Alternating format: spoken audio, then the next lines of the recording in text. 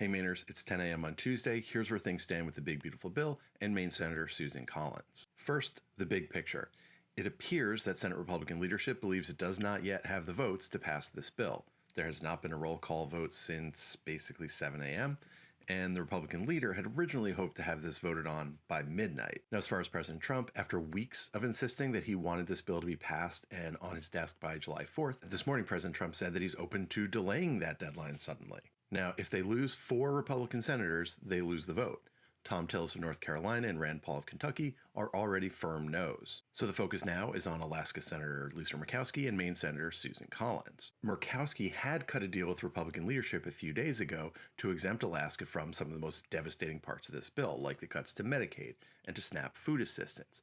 That deal got her to vote for the motion to proceed. The Senate parliamentarian, though, ruled that those Medicaid carve-outs could not be included in this bill, but the SNAP cuts could be included. Politico is reporting that Republican leadership has spent much of the early morning hours this morning lobbying Murkowski and trying to persuade her to vote in favor of the bill. And I think that's because they want to allow Senator Collins to vote against the bill. They know that if she votes for it, it will hurt her politically. It will hurt her chances of re-election. Conservative influencer Charlie Kirk famously tweeted a few months ago that, quote, Senator Collins is always there when we need her. And he said that because she's cultivated this kind of this reputation in Washington for voting against Republicans on controversial bills or nominees when they have enough votes that they can afford to lose her.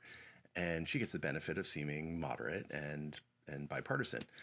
But she'll vote with the Republicans on those key votes when they can't afford to lose her vote, when they need her to stand with Republicans. And that's where I think we are today. Senator Collins has said consistently throughout this process that she was uneasy about this bill, but she voted to proceed to the bill last week when she didn't have to. She said that vote was more about process than policy.